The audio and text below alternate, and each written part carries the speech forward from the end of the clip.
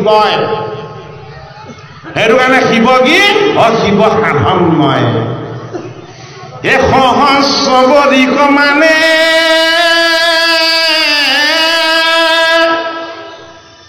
আছিলো যুগত ধ্যানে আহি তুমি পুছিলাই আমাক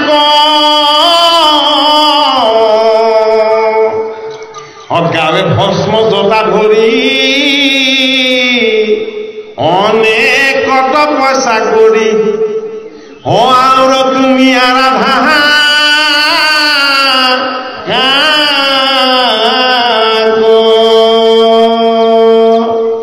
শিৱ হল আমাৰ জীৱ বোলে কি স্বামী এই দেহ কি দেহ হল অপৰা প্ৰকৃতি পাৰ্বতী পৰ্বতময় হাড়ত লাগি আছে সেইটো কাৰণে পাৰ্বতী পৰ্বতটো কঠিন বস্তু পৰ্বত কি পৰ্বত অহংকাৰ এই দেহটো অহংকাৰ হয়নে এই দেহ নামৰ এই অহংকাৰৰ পৰ্বতময় পাৰ্বতীৰ লগত কিছুমান সাত্বিক গুণ থাকে সেইটো কাৰণে নামটো সতী এই সাত্বিক গুণবিলাকৰ যোগেদি জীৱৰূপী পৰা প্ৰকৃতিক স্বামী ৰূপেৰে সেৱা কৰে হয়নে বাৰু দেৱী চঞ্চল কিন্তু জীৱৰূপী শিৱ কি শিৱ সাধনময় সদায় তপস্যাৰত এই দেহৰূপী দেৱী পাৰ্বতীময় পৰ্বতময় এই অপৰা প্ৰকৃতিয়ে পৰা প্ৰকৃতি জীৱৰূপী শিৱক প্ৰশ্ন কৰিছে তুমি কাক ভস্ম সানি তুমি কাক উপাসনা কৰি থাকা ইমানকে হয়নে বাৰু এদিন দুদিন নহয় সহস্ৰ বছৰ আমাৰ জন্ম এইটোৱে নেকি আমি কিমান কোটি কোটি জন্ম লৈছো কোনে জানে এজনে জানে সেইজনে মালিক যিমানবাৰ আমি জন্ম লৈছো সিমানবাৰ আমাক ধাৰণ কৰা জীৱৰূপী শিৱই তেতিয়াও সেই দেহত বহি ঈশ্বৰকে সাধনা কৰে আমাৰ এই পৰ্বতময় প্ৰকৃতিৰূপী দেহটোৱেহে বাহিৰৰ ফালে মনটোক ধাৱমান কৰাই ৰাখে সেইটো কাৰণে অধৰ্ম অন্যায়বিলাক হয় প্ৰথম কিয় ধৰ্ম নষ্ট হৈ আমাৰ জীৱৰ ধৰ্ম কি জীৱৰ প্ৰধান ধৰ্ম কি জীৱৰ প্ৰধান ধৰ্ম প্ৰথম নিজক ভাল পাবলৈ শিকা যি নিজক ভাল নাপায় সি বেলেগক কেতিয়াও ভাল পাব নোৱাৰে প্ৰেমৰ উৎপত্তি কৰিব হ'ব লাগিব নিজৰ পৰা হ'ব লাগিব যদি মই মোক ভাল পাওঁ তেতিয়াহ'লে মোৰ সন্মুখজনক মই কি দেখিম মোৰ দৰে বুলি ভাবিম মোৰ যদি কেনেবাকে দুখটা ভৰ সলিখাৰ আছে মোৰ সন্মুখত থকাজনৰ আছে সেইদৰে ভাবিম সেইটো কাৰণে প্ৰথম নিজক জানিব লাগিব কেনেকে জানিব লাগিব তেজ মাংসৰে দেহ এটা লৈ মই নৰমণি চলি তেনেকে জানিলে নহ'ব শাস্ত্ৰসন্মতভাৱে জানিব লাগিব বোলে কি মই মালিক নহয় মই কি মই নিমিত্ত বোলে কি মই এটা জীৱ এইবাৰ নৰ দেহত আহিলো নৰ হলো পাছত যদি কীট পতংগৰ দেহলৈ যাওঁ তেতিয়াহ'লে কীট পতংগ হম মই ৰৈ থকা বস্তু নহয় মই গৈ থকা বস্তু সেইটো কাৰণে আমাৰ লগত থকা বস্তুকেইটাক আমি জানিব লাগিব অপৰা প্ৰকৃতি কি অপৰা প্ৰকৃতি আমাৰ এই পঞ্চভূতৰ দেহ পৰা প্ৰকৃতি কি পৰা প্ৰকৃতি হ'ল জীৱ সেইটো কাৰণে জীৱৰ এটা নাম শিৱ এই অপৰা প্ৰকৃতি দেহ আৰু পৰা প্ৰকৃতি জীৱ এই দুটাৰ মালিক কোন মালিক হ'ল আত্মা পৰমেশ্বৰ কৃষ্ণ সেইটো কাৰণে আমাৰ বহুতে অলপ কথাখিনি বেলেগ ধৰণে ল'ব বিচাৰে যে একেতে এটা চাইডৰ কথাখিনি কৈছে নেকি সেইটো নহয় ভাগৱতে আমাক এজন ঈশ্বৰক এটা তত্ত্বক উপাসনা কৰিবলৈ কৈছে সেই তত্ত্বৰ নাম হ'ল ৰাম সেই তত্ত্বৰ নাম হ'ল কৃষ্ণ সেই তত্ত্বৰ নাম হ'ল হৰি সেই তত্ত্বৰ নাম হ'ল দৈৱকী নন্দন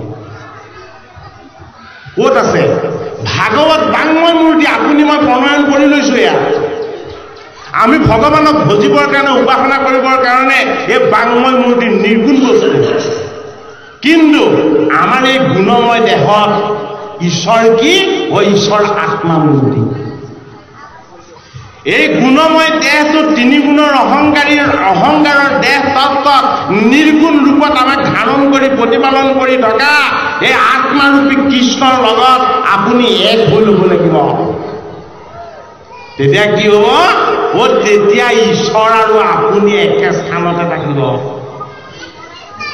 ভাগৱত শাস্ত্ৰ ঈশ্বৰক বিচাৰি গংগাৰ পাৰলৈ যাবলৈ কোৱা নাই, হৰিদ্বাৰলৈ যাবলৈ কোৱা নাই, বৃন্দাবন ধামলৈ যাবলৈ কোৱা নাই, আমাক নাই কোৱা হিমালয়ৰ পৰ্বতত উঠি তপস্যা কৰিবলৈ। ভাগৱত শাস্ত্ৰই আমাক ভগৱানক বিচাৰি কলৈ যাবলৈ কৈছে? আমাৰ হৃদয়লৈ যাবলৈ কৈছে, আমাৰ হৃদয়ৰ ফালে। এই নিজৰ হৃদয়খনক যেতিয়ালৈকে নিকা পৰিষ্কাৰ শুদ্ধ স্বচ্ছ চাফা কৰি ল'ব নোৱাৰিব, হৃদয়ানন্দ কৃষ্ণক কেতিয়াও পাব নোৱাৰিব। সেইটো কাৰণে বিদায় দিব লাগিব কাক? এই দুৰ্যোধনৰূপী অহংকাৰক। ত্যাগ কৰিব লাগিব কাক? এই হিংসা দেশৰূপী দুষাখনক। পৰিত্যাগ কৰি দিব লাগিব কাক? আমাৰ দুষ্ট বুদ্ধিৰূপী শকুনি মামা। এই বস্তুকেইটা যদি কেনেবাকে আমাৰ লগত থাকিবলৈ হয়, আমাৰ এইখন কি হ'ব? আমাৰ এইখন তেনে অন্ধকাৰ হ'ব, একোৱে পোহৰ কৰিব নোৱাৰিব। নৈমিষ ক্ষেত্ৰত ভাগৱত কথা শ্ৰৱণ কৰিম বুলি ভাগৱতৰ প্ৰথম স্কন্ধত 28 সহস্ৰ ঋষিয়ে ফুটত প্ৰাৰ্থনা কৰিছিল। বোলে দাড়ি চুলি চব ধোঁৱা বৰণৰ হৈ গ'ল আমাৰ। বোলে কিয়? মুখ্য পাম বুলি গোটেই জীৱনটো যজ্ঞকে কৰিলো, একো নাপালো। যজ্ঞ কি? যজ্ঞ কৰ্ম। জীৱ জীয়াই থাকিবলৈ কৰ্ম কৰিব লাগে, এইটো এটা ধৰ্ম, জীৱৰ ধৰ্ম। জীৱৰ এটা ধৰ্ম কি? জীৱই জীয়াই থাকিবলৈ হ'লে এটা কৰ্ম কৰিব লাগিব। সেইটো কাৰণে জীৱক কৰ্ম বন্ধনৰ পৰা যি উদ্ধাৰ কৰে, যি ৰক্ষা কৰে, সেয়া হ'ল কি? সেয়া হ'ল ভাগৱত কথা, ঈশ্বৰৰ কথা। গতিকে আমি ভগৱানৰ এই অমৃতময় কথা শ্ৰৱণ কীৰ্তন কৰিলে আমাৰ হৃদয়খন কি হ'ব? নিৰ্মল হ'ব। এই নিৰ্মল হৃদয়ত আমি নিৰাকাৰ ঈশ্বৰ কৃষ্ণক আমি কি কৰিব পাৰিম? একাত্ম হৈ উপাসনা কৰিব পাৰিম। ভাগৱতৰ 12 স্কন্ধত আমাক কি কৈছে? কলি যুগ ধৰ্মৰ কথা কৈছে। কলি কি? কলি আমাৰ এই কাইটো। কলি কি? কলি আমাৰ এই কাইটো। এই কাইটোক কি লাগে? সদায় সুখ লাগে, দুখ কেতিয়াও নালাগে। এই কাইটোক কি লাগে? সদায় ধুনীয়া হৈ থাকিবলৈ লাগে, বেয়া হৈ থাকিবলৈ কেতিয়াও নালাগে, হয়নে বাৰু? আৰু এই কাইটোক কি লাগে? এই কাইটোক জগতৰ যিমান বস্তু আছে একোৱে নধৰে, নাতে, হয়নে বাৰু? একোৱেই যদি নাতে সন্তুষ্টি আহিব জানো? সন্তুষ্টি নাহিলে সাধনা কৰিব আহিব, হয়নে নহয়? ধৰ্মৰ প্ৰথম পদ হ'ল তপ। তপ মানে কি? তপ মানে তাপ, দুখ, কষ্ট, যান্ত্ৰণা। জীৱনৰ দুখ কষ্ট আৰু যান্ত্ৰণা এইবিলাকক যি সহন কৰিবলৈ অভ্যাস কৰে, সেইজন তপোময় ঋষি। সেইটো কাৰণে সমীক ঋষিয়ে কি কৰিছে? সমীক ঋষিয়ে তপোময় সাধনা কৰিছে। বোলে কি? ৰজা হৈও যেতিয়া পৰীক্ষিতে মৃগৰ পাছত দৌৰিলে, গতিকে মই ঋষি হৈ এতিয়া কি কৰিম? ৰজাকে ৰাজভোগ আৰু ৰাজ সিংহাসন, ৰাজ সম্পত্তি অতা নাই। ৰজাই যেতিয়া হাতত ধনু লৈ বনত মৃগ মাৰিবলৈ কৈছে, মই এতিয়া ঋষিয়ে কি কৰিম? হয়নে? ঋষিয়ে সেইটো কাৰণে কি কৰিছে? তুমি ৰচনা কৰা দুখ, তুমি ৰচনা কৰা তাপ, তুমি ৰচনা কৰা অজ্ঞান, এইবিলাক দেখি মোৰ বৰ কষ্ট হৈছে। হে হৰি, মই এতিয়া কি কৰো? মই তোমাৰ চৰণ ধ্যান কৰো। সমীকে ধ্যান কৰিছে কৃষ্ণৰ চৰণ। পৰীক্ষিতে পাছে পাছে দৌৰিছে কাৰ? মায়া মৃগ বিলাকৰ। এফালে পৰীক্ষিতৰ মৃগয়া, সিফালে সমীক ঋষিৰ সাধনা, হয়নে নহয়? মাজত আহি উপস্থাপন হৈ গ'ল কোন? তক্ষ কাল। কাল কাৰ ৰচনা? কাল ছিংগিমুনিৰ ক্ৰোধৰ পৰা উৎপত্তি হ'ল। এই ক্ৰোধেই হ'ল কাল। সেইটো কাৰণে আমি কি কৰিব লাগিব? কাল ৰূপী ক্ৰোধক আমি অক্ৰোধ কৰিব লাগিব। যিজনৰ লগত ক্ৰোধ সদায় প্ৰকট হৈ থাকে, সেইজনৰ ভগতি হোৱা নাই। ভকতক ঈশ্বৰে দুটা বস্তু কমাই দিয়ে, এটা হ'ল ভয়, সিটো হ'ল ক্ৰোধ আৰু অহংকাৰ। ভগৱন্তক ভগতি কৰাজনৰ প্ৰথম দূৰ হয় ভয়। বোলে কি? মৃত্যুৰ ভয় মোৰ ওচৰলৈ কেতিয়াও আহিব নোৱাৰে। বোলে কি? ইচ্ছা কৰিলে মই এতিয়াও মৰিবলৈ সাজু আছো, যদি হৰিৰ ইচ্ছা হয় এতিয়াও মৰিবলৈ ৰাজি আছো, হয়নে নহয়? ভকতে মৃত্যুলৈ ভয় নকৰে। ভকতে কিহলে ভয় কৰে? ভকতে ভয় কৰে অধৰ্ম, অন্যায় আৰু পাপলে, হয়নে? অধৰ্ম, অন্যায় আৰু পাপলে কোনে ভয় নকৰিছিলে? দুৰ্যোধন আৰু দুঃশাসনে ভয় নকৰিছিলে। অধৰ্ম, অন্যায় আৰু পাপলে এই বস্তুবিলাকলে দুৰ্যোধন আৰু দুঃশাসনে ভয় নকৰিছিলে। ভয় কোনে কৰিছিলে? পঞ্চপাণ্ডৱে কৰিছিলে। গতিকে মহাভাৰত, ভাগৱত, গীতা, ৰামায়ণ এই সমস্ত শাস্ত্ৰই কৈছে বোলে কি? সত্য, শুদ্ধ, ন্যায়, নীতি আৰু সদাচাৰ, এইবিলাক তোমাৰ জীৱনৰ সম্পত্তি। এইবিলাকক যদি তুমি ত্যাগ কৰিছা তেতিয়াহ'লে তোমাৰ জীৱন নষ্ট হৈছে, হয়নে? গংগাৰ পাৰত পাণ্ডৱৰ নাদী পৰীক্ষিত। গুৰু ভগৱান শুকদেৱে যুগ ধৰ্ম কৈছে বোলে হেৰা পৰীক্ষিত, বোলে কি? তুমি কলিৰ প্ৰজা হৈ গলা। কিয় কলিৰ প্ৰজা হৈ গলা? দাপৰত কৃষ্ণ বৈকুণ্ঠলৈ গ'ল, দাপৰ যুগ বন্ধ হৈ গ'ল, হয়নে? কলিৰ সন্ন্যাস প্ৰৱেশ হৈ গ'ল। কলিটো কি? কলি অন্ধকাৰৰ যুগ। সেইটো কাৰণে ভাগৱত পৰীক্ষিত কেতিয়া কৈছে? কলিৰ সন্ন্যাস।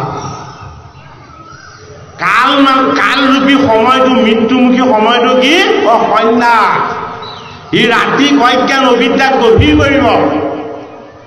এই কাল, সন্ধ্যাৰ অজ্ঞান অবিদ্যা এইবিলাকৰ পৰা জীৱক মুক্ত কৰি জ্ঞান, বিদ্যা, বুদ্ধি আৰু ঈশ্বৰ তত্ত্বৰ পোহৰেৰে উজ্বলাই তুলিলে কোনে? শুকদেৱ ভগৱানে। কাক? পৰীক্ষিত। গতিকে প্ৰথম গুৰুৰ চৰণত আশ্ৰয় ল'ব লাগিব।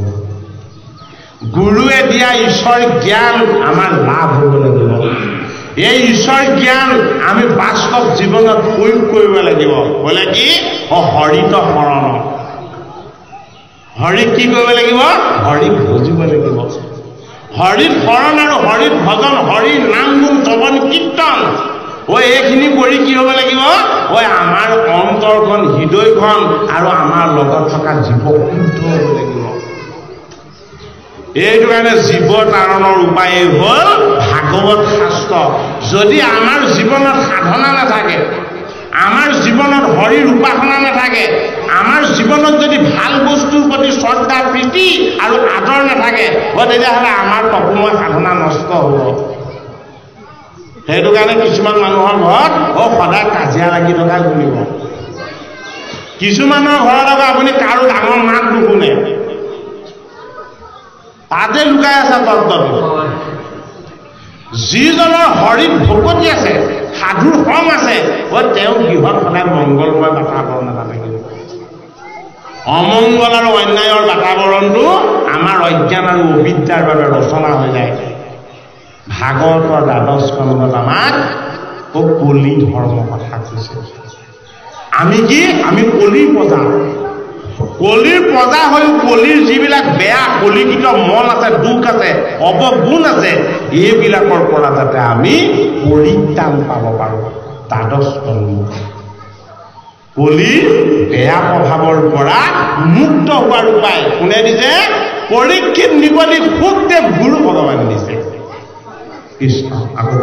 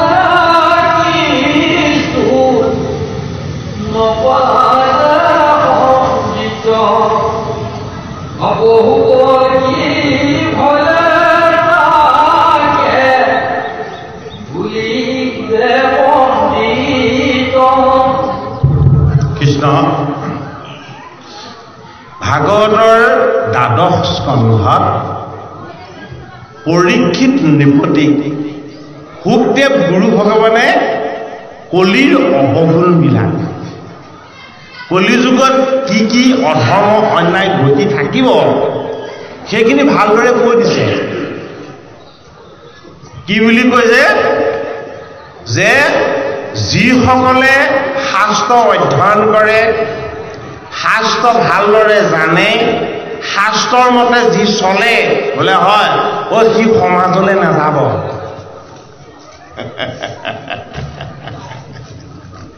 সি কি কৰিব?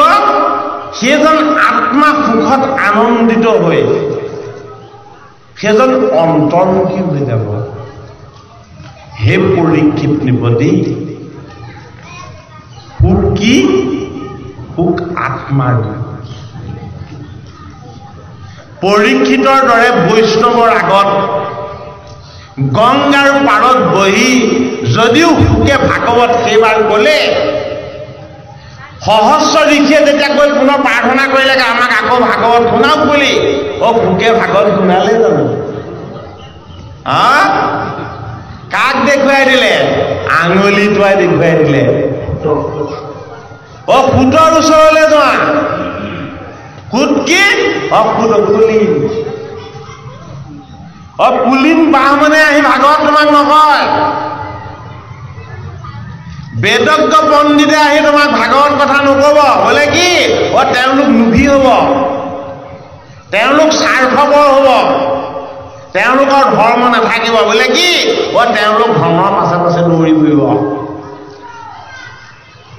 কোনে ভাগৱত কব? ভাগৱত কব সেইজনে যিজনক একোৰে প্ৰয়োজন নাই। না ধনৰ প্ৰয়োজন আছে, ধানৰ প্ৰয়োজন আছে, অহংকাৰৰ প্ৰয়োজন আছে, অবিদ্যাৰ প্ৰয়োজন আছে। সুত মানে কি? সুত মানে হল শেষৰ জন। দ্ৰৌপদীয়ে কাক মাল্যবৰণ নকৰো বুলি কৈছিলে? সুতপুত্ৰ, কৰ্ণ বুলি কোৱা নাই কিন্তু। সুতক নকৰো মই বৰমাল্য দান। মহাভাৰত শাস্ত্ৰ হল ন্যায় নীতি আৰু সদাচাৰৰ শাস্ত্ৰ। তাত দেখুওৱা হল সুতক হীন কৰি, অপমান কৰি। ভাগৱতত আনি সুতক কি কৰিছে? গুৰুৰ আসনত বহুৱাই দিছে, গোবিন্দৰ আসনত বহুৱাই দিছে। আত্মাৰো ভোকে আৰু ভাগৱত কলিত নকয়। কোনে কব? সুতে কব। সুত মানে কি? সংস্কাৰী জীৱ। যি জীৱৰ লগত গুৰুৰ চৰণৰ সেৱা আৰু উপাসনা আছে, যি জীৱই আত্মাৰূপী সুখৰ চৰণত আশ্ৰয় লৈ অমৃতময় ভাগৱত তত্ত্ব পান কৰি এই বৈকুণ্ঠৰ কল্পতৰু ভাগৱত শাস্ত্ৰ এই জগতক বিলালেই মোৰ জীৱন ধাৰা সাৰ্থক হব বুলি ভাবিব, সেইজন সুখ। আজিও অনুষ্ঠানলৈ যি টি পন্থা মানুহক ভাগৱত ব্যাখ্যা কৰিবলৈ পাঠ কৰিবলৈ নামাতে। নিজৰ পন্থাৰ সৈতে মিলিব লাগিব, তেতিয়াহে মাতিব, হয় নে নহয়? হয়, আমিও এতিয়া উকুলিন সুতক দেখি, আমি এতিয়াও উকুলিন কৰি ৰাখিছোঁ নে নাই সুতক? আমাৰ পন্থা নহ'লে আমি নামাতো, হয় নে নহয়? গতিকে উকুলিন হয় নে নহয়? উকুল আমাৰ পন্থাৰ লগত নিমিলে, উকুলিন। ভালকে চিন্তা কৰি চাওক, ভাগৱতে যিটো ধৰ্ম পালন কৰি দেখুৱালে আজিও গতি আছে। ভাগৱতে কোৱা কথা এটাও এতিয়া উমিল হোৱা নাই। সুকে জানে সমাজত কি থাকিব, ভেদ ভাৱ থাকিব, মানুহবিলাকৰ মন সংকীৰ্ণ হ'ব, অধৰ্ম অন্যায়ৰ পৰিমাণ বেছি হ'ব, ভকতে এক ঈশ্বৰৰ চিন্তাক বাদ দিব, ভেদ দেখিব, উচ্চ দেখিব, নিজ দেখিব, আমাৰ পন্থা বেলেগৰ পন্থা, এনেকুৱাবিলাক ভাবিব। ভাগৱতৰ দ্বাদশ স্কন্ধত পৰীক্ষিতক অন্তিম প্ৰশ্ন শুকদেৱ ভগৱানে সুধি দিলে, বোলে কি তোমাৰ ব্ৰহ্মজ্ঞান লাভ হ'লনে? ভাগৱত শ্ৰৱণ কৰাৰ সাৰ্থকতাটো ক'ত? ব্ৰহ্মময় ঈশ্বৰক দেখা পোৱা, ব্ৰহ্মময় ঈশ্বৰৰ লগত এক হৈ যোৱা, ব্ৰহ্মময় ঈশ্বৰৰ তত্ত্বক উপাসনা কৰিবলৈ সদায় মনটোক সেইফালে ধাৱমান কৰি ৰাখিব পৰা হৈ যোৱা, এই ব্ৰহ্মময় হৰিৰ তত্ত্বৰ লগত নিবিড় একাত্ম হৈ যাব পৰাৰ যি ঐশ্বৰিক জ্ঞান, এই জ্ঞান ভাগৱতৰ দ্বাদশ স্কন্ধত দেখুৱালে। বোলে কি তুমি জীৱ ৰূপেৰে তুমি শুদ্ধ হয় নে নহয় তুমি নাজানা, ইয়াৰ আগতে তুমি কি হৈ জন্ম লৈছিলা সেইটোও নাজানা, ইয়াৰ পাছত তুমি আকৌ কি হৈ জন্ম ল'বা সেইটোও নাজানা, হয়নে? এইটো তোমাক এটা চান্স দিয়া হৈছে। কি ৰূপেৰে? নৰ হিচাপে তোমাক জীৱন দিলে ঈশ্বৰে। কি যুগত দিলে? এটাতকৈ শ্ৰেষ্ঠ যুগ, নৰ তনু আৰু কলি যুগ, দুটা বস্তু তুমি পাই গলা। 3 নম্বৰ বস্তুটো তোমাৰ ভাগ্যত পাবা, বোলে কি যদি ভাৰত বৰি হয়। ভাৰত বৰি কি? ঋষি মুনিৰ দেশ, সাধনময় দেশ। যদি ভাৰত বৰিষত জন্ম লৈ যদি তুমি 4 নম্বৰ বস্তুটো পাই গলা, বোলে কি ভকতৰ সংগ আৰু ভগৱানৰ নাম। ভকতৰ সংগ আৰু ভগৱানৰ নাম, এই বস্তু পালে কি হৈ যায়? জীৱ উদ্ধাৰ হৈ যায়। ধন্য ধন্য কলিকাল, ধন্য নৰতনুহাল, ধন্য ধন্য ভাৰত বৰিষ। কলিকালটো ভয় লগা, বোলে কি ইয়াত কোনে ভকতি কৰি ঈশ্বৰৰ চৰণ পাব, সেইটো কোনেও নাজানে। বেদ অধ্যয়ন কৰিবৰ কাৰণে ব্ৰহ্মময় ঈশ্বৰ জ্ঞান লাগিব, সেইটো কাৰণে ব্ৰাহ্মণ। বেদ অধ্যয়ন কৰা সকলক সদায় সুৰক্ষিত কৰি ৰাখিব লাগিব, বোলে কি সেইসকল ক্ষত্ৰিয়। এই সুৰক্ষা আৰু জ্ঞান দুইটা বস্তু সদায় চলাই ৰাখিব লাগিব, বোলে কি সেয়া হ'ল বৈশ্য, সেয়া ব্যৱসায়। এই বৈশ্যৰূপী ব্যৱসায়, ক্ষত্ৰিয়ৰূপী সুৰক্ষা, ব্ৰাহ্মণৰূপী ব্ৰহ্মময় জ্ঞান, এই তিনিওটাৰ সেৱা হ'ব লাগিব। কোনে কৰিব? যি কৰে ক্ষুদ্ৰ। গতিকে আমি কি হ'ব লাগিব? আমি ব্ৰাহ্মণ বুলি ভাবিলে কিবা পাম জানো? ব্ৰাহ্মণ কোন?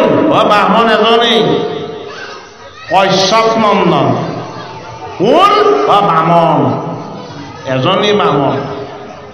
কি ৰূপত জন্ম লৈছিলে? বামন ৰূপত জন্ম লৈছিলে। বহুতে প্ৰশ্ন কৰিব পাৰে কি আৰু বামন নাই নেকি? আছিলে, আৰু এজন আছিলে। সিজন বামনৰ নামটো সুদামা, দশম স্কন্ধত দেখুৱালে। এজন ব্ৰাহ্মণ দেখুৱালে অষ্টম স্কন্ধত, এজন ব্ৰাহ্মণ দেখুৱাইছে দশম স্কন্ধত, হয় নে নহয়? অৰ্জুন কি? অৰ্জুন ক্ষত্ৰিয়। পৰীক্ষিত কি? পৰীক্ষিত ক্ষত্ৰিয়। হয়নে নহয়? ক্ষত্ৰিয় মানে কি? যি প্ৰজাক সুৰক্ষিত কৰি ৰাখে। আমি জীৱন পালো, সুৰক্ষিত কেনেকে হম? জীৱনক সুৰক্ষিত কৰিবৰ কাৰণে এটা বৃত্তি লাগিব। বৃত্তি হ'ল গান্ধী। সেইটো কাৰণে অৰ্জুনৰ ধনুখনৰ নাম ৰখা হৈছে কি? গান্ধী।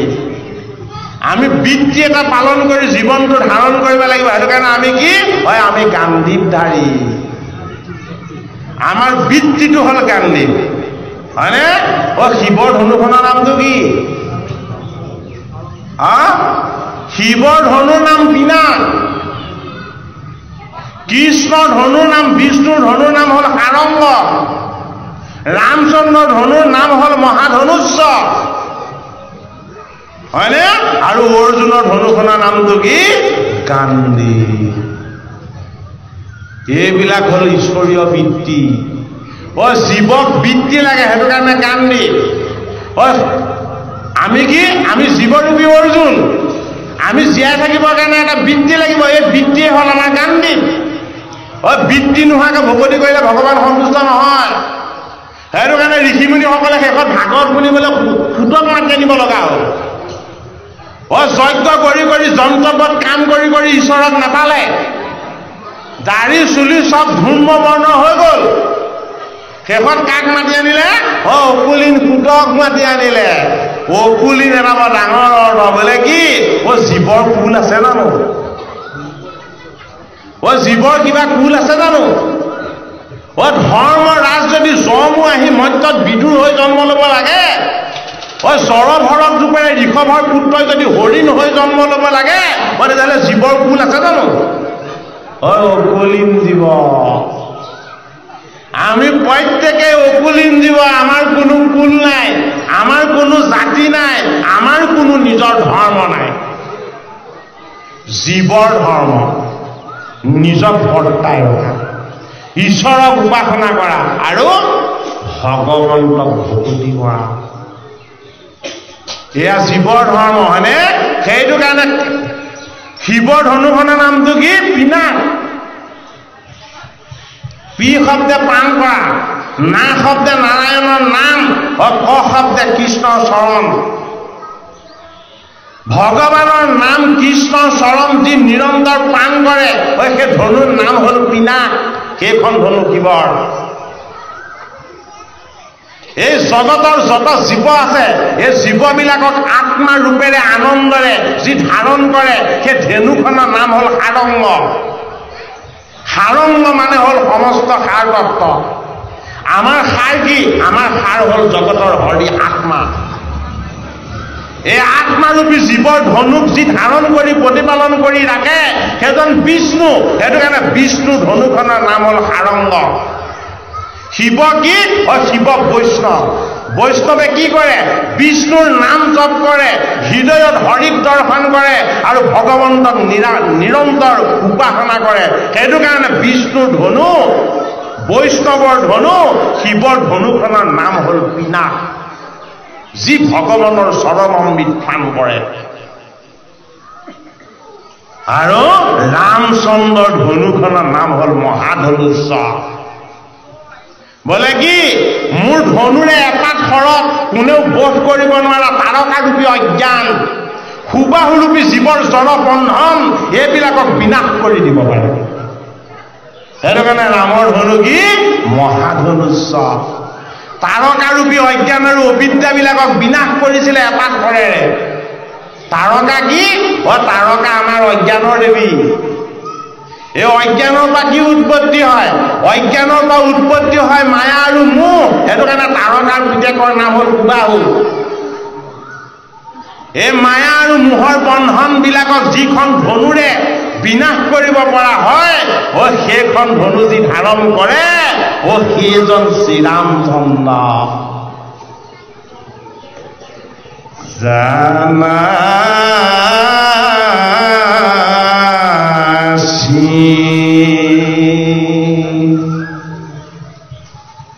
শ্ৰীৰাম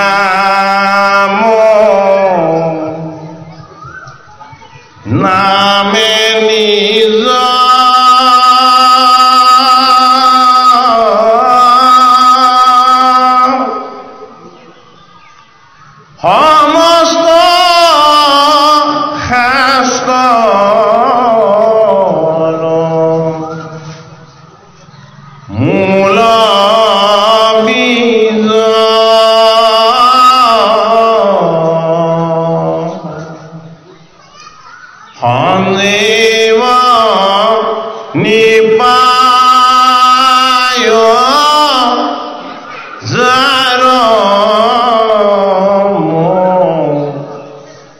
নে প্ৰমে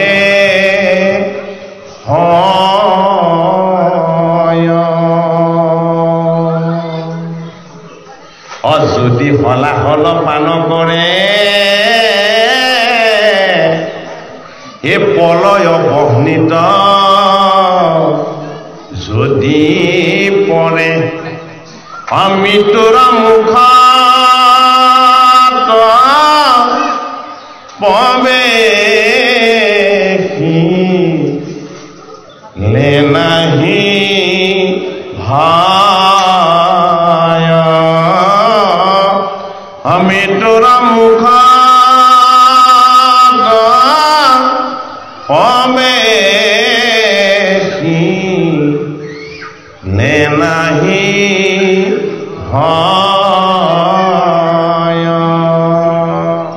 ও শ্ৰী ৰাম ৰূপে অবতাৰ হয়েছে কত ও কৌশল্যা ও কৈকেয়ী বুলি কিয় নকলে সুমিত্ৰা বুলি কিয় নকলে কৌশল্যাক বুলি যে কলে কৌশল্যা মানে দিব্য জ্ঞান রামরূপী ঈশ্বৰৰ আনন্দময় তত্ত্ব আমাৰ হৃদয়ত যদি সাক্ষাৎ হবলৈ হয় ও আমাৰ দিব্য জ্ঞান লাভ হব লাগিব এই দিব্য জ্ঞানৰ যোগেদি যি কৰ্ম কৰা যায় ও এই কৰ্মই জীৱক বন্ধনমুক্ত কৰে ও বন্ধনমুক্ত কৰ্ম যি কৰে ও সেয়া ভৰতৰ মাতৃ নামটো কৈকেয়ী ও জীৱ যদি বন্ধনৰ পৰা মুক্ত হৈ যায় ও ঈশ্বৰীয় সুখ আৰু আনন্দ সদায় থাকি যাব ও সেইগৰাকী মাতৃৰ নাম হ'ল সুমিত্ৰা সেইটো কাৰণে শত্ৰুঘ্ন আৰু লক্ষ্মণৰ মাতৃ জানা শ্ৰী ৰাম নামে নিজ সমস্ত শাস্ত্ৰৰ মূলবীজ জ্ঞানৰ উদ্দেশ্য জীৱনৰ বন্ধনৰ পৰা জীৱক মুক্ত কৰি দিয়া জ্ঞানৰ উদ্দেশ্য আৰু লক্ষ্য কৰ্ম বন্ধনৰ পৰা জীৱক নিবৃত্তি দি দিয়া জ্ঞানৰ উদ্দেশ্য ঈশ্বৰ জ্ঞানৰ যোগেদি ও জীৱ আৰু ঈশ্বৰ এক হৈ যাব পৰা ৰাম আমাৰ আত্মা এই আত্মাৰ ভাতৃকুল লক্ষ্মণ আমাৰ লক্ষ্য আৰু মন নামমুখী হ'ব লাগিব এই লক্ষ্য আৰু মন যদি ৰামমুখী হয় তাক কোৱা হয় ভক্তি ও ভক্তি কি ভক্তি ভৰত ও ক'ত আছে লগত নাই আমাৰ লগত ভক্তি নাই ক'ত আছে ও মামাৰ ঘৰত আছে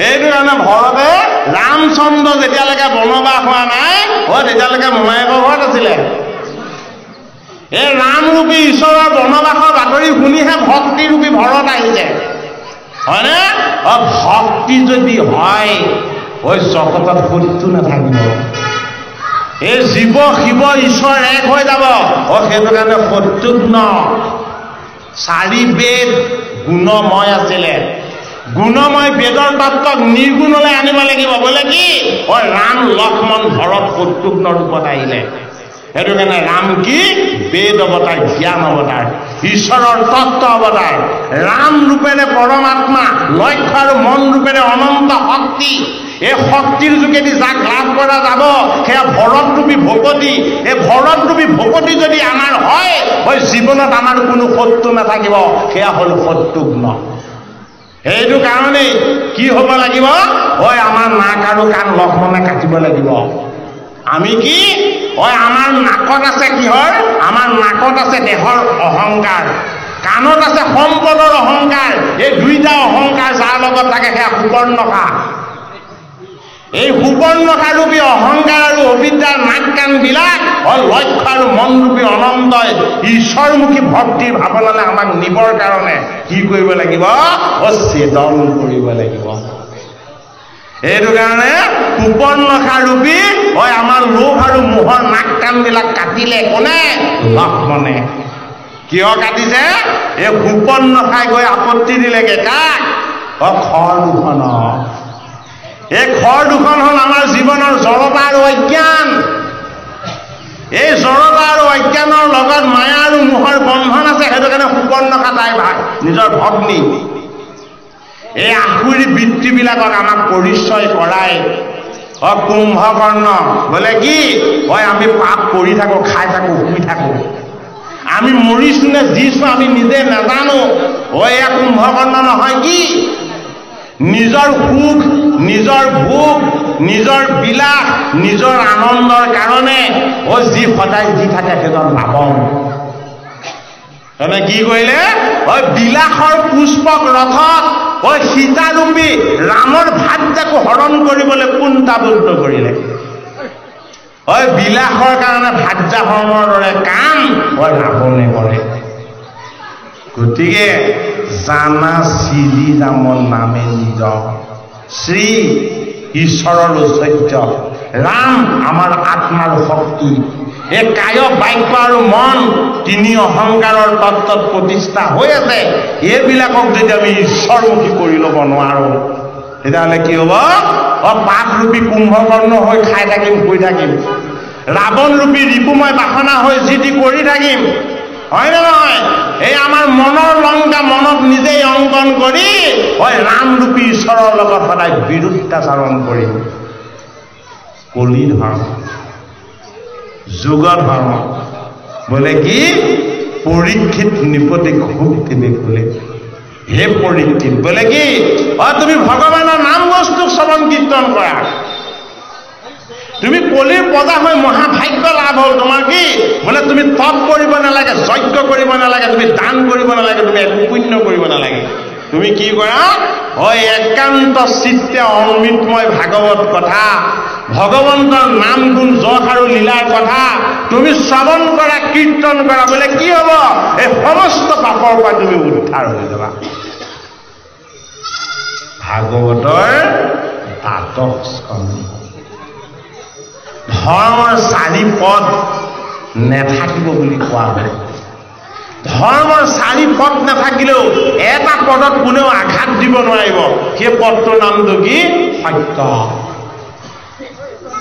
এটা সত্য কি সত্য হ'ল ভাগৱত সত্য হ'ল গীতা সত্য হ'ল কৃষ্ণ সত্য হ'ল ভগৱানৰ নাম সত্য হ'ল ভগৱন্তৰ চৰণ সত্য হ'ল ভগৱান কৃষ্ণক কৰা ভগতি তাৰ বাহিৰে এই জগত জড় সংসাৰ জড় গোটেই জগত আৰু ব্ৰহ্মাণ্ড সকলো মিছা সেই সত্যৰ পথটো আমি যদি ধাৰণ কৰি প্ৰতিপালন কৰিবলৈ যত্ন কৰোঁ কলিৰ যিবিলাক অধৰ্ম অন্যায় আছিলে এইবিলাকে আৰু আমাক চলনা কৰিব নোৱাৰিব কলিৰ বেয়া গুণ শুনি যিদৰে পাণ্ডৱৰ নাতি পৰীক্ষিত ভীতিগ্ৰস্ত হৈছে কলিৰ যিখিনি শুভ লক্ষণ এইখিনি বেগত কৰাৰ পাছত পৰীক্ষিত নিপতিয়ে কান্দি কান্দি কৈ দিলে ধন্যময় পৰীক্ষিত ধন্যময় পাণ্ডৱৰ নাতি বোলে কি আপোনাৰ দৰে গুৰুৰ চৰণ পালো ভগৱান কৃষ্ণৰ গুণ কীৰ্তন আৰু নাম পালো দৈৱকী নন্দন কৃষ্ণৰ চৰণৰ সান্নিধ্য পালো গংগাৰ পাৰত সহস্ৰ ঋষিৰ লগত বৈকুণ্ঠৰ কল্পতৰু ভাগৱত শাস্ত্ৰ শ্ৰৱণ কৰাৰ আনন্দৰ ভাগ লাভ কৰিলো হে মোৰ গুৰু ভগৱান বোলে কি মই পৰীক্ষিত নহয় পৰীক্ষিতৰ ব্ৰহ্মজ্ঞান লাভ হলত কি গম পালে যে মই পৰীক্ষিত নহয় বোলে কি মই মৃত্যুমুখী জীৱ নহয় বোলে কি মোৰ আগতেও জন্ম হৈছে এতিয়াও জন্ম হৈছে আকৌ মোৰ জন্ম হ'ব মই ঈশ্বৰৰ অংশ এই ঈশ্বৰৰ অংশ জীৱৰ দুটা বস্তু আছে এটা হ'ল সংস্কাৰ এটা হ'ল গতি যদি মই সংস্কাৰী জীৱন যাপন কৰিলোঁ মোৰ সৎগতি হ'ব আৰু যদি মই অসংস্কাৰযুক্ত অধৰ্মযুক্ত অন্যায়যুক্ত যদি মই জীৱন যাপন কৰিলোঁ তেতিয়াহ'লে মোৰ দুৰ্গতি হ'ব কষ্ট হ'ব ভক্তাদিনী ভূতানি ব্যক্ত মধ্যা নিভাৰত হৈবক্তনি ধনান্নেব তত্ত্বকা পৰিদেৱলা ভগৱান কৃষ্ণই অৰ্জুনক কৈছে হৈবক্তাদিনী ভূতানি হে অৰ্জুন এই দেহটোলৈ অহাৰ আগতে তুমি অব্যক্ত হৈ আছিলা ব্যক্ত মধ্যানি ভাৰত এই দেহটো পোৱাৰ কাৰণে তুমি ভাৰত নামেৰে তুমি প্ৰতিষ্ঠা হৈ যা এই দেহৰ জড় বন্ধনৰ পৰা যেতিয়া মই তোমাক আকৌ মুক্ত কৰি দিম তুমি অজ্ঞত হৈ গুচি যাবা। কি বুজালে? আমাৰ এই জীৱটো আশ্ৰয় লৈ অকণমান জিৰণি লৈছে আমাৰ এই দেহটো। এই দেহ নামৰ নৌকাত জীৱৰূপী পৰা প্ৰকৃতিয়ে অকণমান আশ্ৰয় লৈছে, অকণমান জিৰণি লৈছে। এই জিৰণিৰ সময়খিনিয়ে হ'ল আমাৰ জীৱন।